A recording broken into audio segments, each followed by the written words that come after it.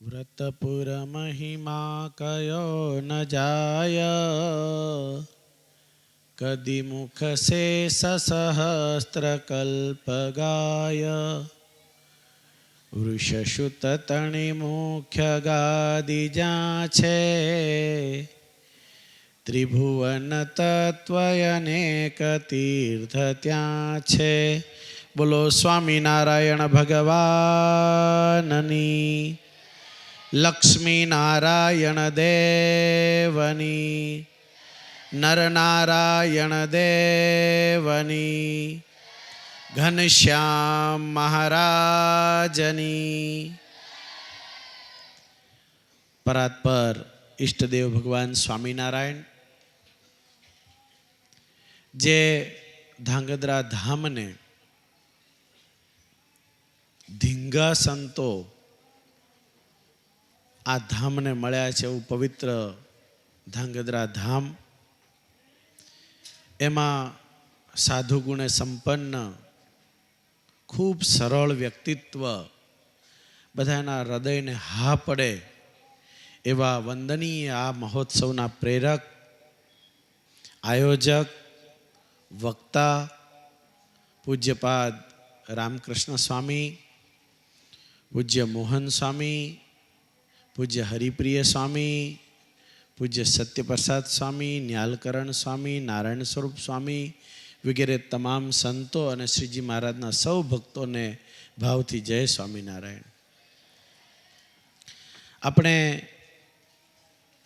अनादि काल थी अनेक प्रकारना जन्म धारण करीने जन्म मरण में फरता फरता मनुष्य देह धारण करीने अत्यारे जे प्रेक्टिस करी रह्या छीए अथवा अत्यारे जे जग्याए बैठा छीए अथवा तो अत्यारे आपणे जे स्थितिमां छीए त्यां पहोंच्या छीए। त्यारे आवुं दुर्लभ मनुष्य देह मळ्या पछी पूज्य रामकृष्ण स्वामी जेवा साधुनो स्पर्श थई जाय, एमना शब्द काने पड़ी जाय, एमना दर्शन थई जाय, एमनो गुण आवी जाय, ए बधाने अक्षरधामनी एंट्री पाकी थई जाय। अने हूँ आ वखाण एमने एम नहीं करी रह्यो, एमने एम नहीं कही रह्यो जाण्या वगर अनुभव वगर। वर्षोथी एमने सोनाना दोरानी जेम अनुभवुं छुं।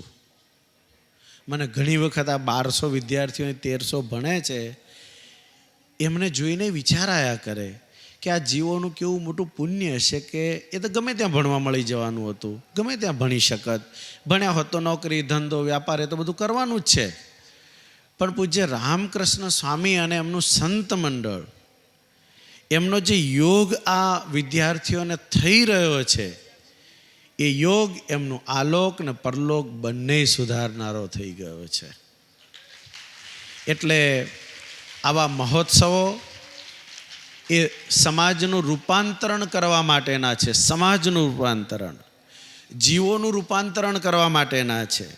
कारण के आ जनमंगल महोत्सव रियल में अनेक लोकोनी सुखाकारी माटेनो छे। हमणां भक्तवत्सल स्वामी अमने हॉस्पिटल बताड़ता था। भगवान स्वामीनारायणना साधु एनी खखड़ती उपासना होय, एनी भक्ति होय, एनी निष्ठा होय, आम कहे छे सर्वगुण संपन्न एवुं कहीए ने, ए साधु धोतियुं धोवे, ए साधु रसोड़ू बनावे, ए साधु काव्य रचना करे, ए साधु कथा करे, ए साधु ध्यान करे, ए साधु मंदिरों निर्माण करे, ए साधु स्कूल चलावे, ए साधु हॉस्पिटलनु पूर्ण ज्ञान मेळवीने समाज माटे हॉस्पिटलों बांधे। भक्तवत्सल स्वामी हॉस्पिटलनी बात करता था कि आ पाइप जा नहीं, आ पाइप जा नहीं, आवुं राखवुं पड़े नहीं, अंधारूं राखवुं पड़े नहीं, अजवाळुं राखवुं पड़े। मैं कीधुं भगवान स्वामीने छतांय सांभळजो बराबर, छतांय आ बधुं बाय प्रोडक्ट होय, एना अंतरमां भगवान ज बैठा होय। आटલું બધું કર્યા પછી हो અને એ જ સ્વામિનારાયણ ભગવાનનું સર્વોપરીપણું છે। આટલો દાખલો આ બધું ચાલતું હોય પણ એના હૃદય નજીક જાઓ ને ત્યારે એમાં ભગવાનની મૂર્તિ સિવાય પાછું કશું જ મળે। આ પથરા ઈંટો તો હોય જ નહીં।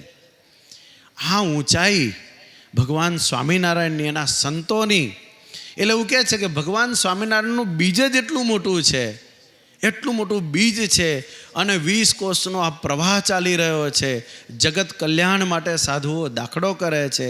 ત્યારે આ ગુરુકુલ એનો આ મહોત્સવ, જનમંગલ મહોત્સવ તો છે જ, પણ સાચા અર્થમાં એક જીવોને પ્રદર્શની કોઈ જોઈને ભગવાનનો ગુણ લે છે, કોઈ ધૂન કરીને ભગવાનનો ગુણ લે છે, કોઈ યજ્ઞ કરીને ભગવાનનો ગુણ લે છે, કોઈ અભિષેક કરીને ભગવાનનો ગુણ લે છે, કોઈ કથા સાંભળીને ગુણ લે છે.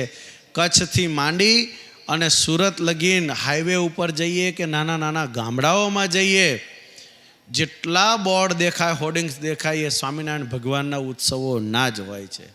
આ સ્વામિનારાયણ ભગવાનનું સર્વોપરીપણું છે. મને એમ થાય કે એક યાત્રા જો ભુજથી સુરતની કરી નાખીએ ને એ બોર્ડના ખાલી દર્શન કર્યા કરીએ ને, કેટલાય કરતા હશે એવા ભાવથી, એ બધા જીવોનું સત્સંગમાં જન્મ થનારો છે. એટલે સત્સંગ કાંઈ ઘટવાનો નથી, એ વધ્યા જ કરવાનો છે.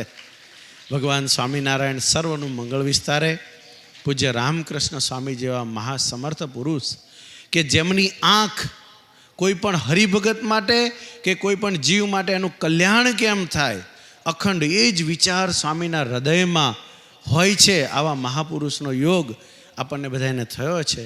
આપણા બધાનું પરમ સૌભાગ્ય છે. ભગવાન સ્વામિનારાયણ સ્વામીનું સ્વાસ્થ્ય ખૂબ સારું રાખે, અને આ મંડળમાં જે સદ્ગુણો છે, નિર્માનીપણું છે, દાસત્વ ભાવ છે. અમે તો અમારા એંગલથી અહીં 2 સંતોને ભણવા મૂકેલા. મેં સ્વામીને પ્રાર્થના કરી કે અમારે સાધુ ભણાવવાનો છે. 1 જ મિનિટમાં હા મૂકી જજો ને. એને લઈ જવાનો હતો. મેં સ્વામીને પૂછ્યું નથી કે એને લઈ જવાનો. સ્વામીનો મને ફોન નથી આવ્યો કે એને કેમ લઈ ગયા એમ. મેં કીધું આ ઊંચાઈ તો જુઓ, અને એ સંતના જીવમાં ભગવાન મૂકી આપે. લ્યો, જીવમાં ભગવાન મૂકવાનું કામ મોટામાં મોટા સર્જન આ છે. પેલા બધા તો હજી હવે આવશે કે કોકની આંગળી એ થઈ ગઈ, પગ એ થઈ ગયો. આ મોટા સર્જન છે કે આ હૃદય ખોલી અને એના જીવમાં ભગવાન બેહાડી આપે, એટલે એના જીવનું રૂડું થઈ જાય. વિશેષ સમય ન લેતા એટલું જ ભગવાન સ્વામિનારાયણ સર્વનું મંગળ વિસ્તારે એટલું કહીને વિરમું છું.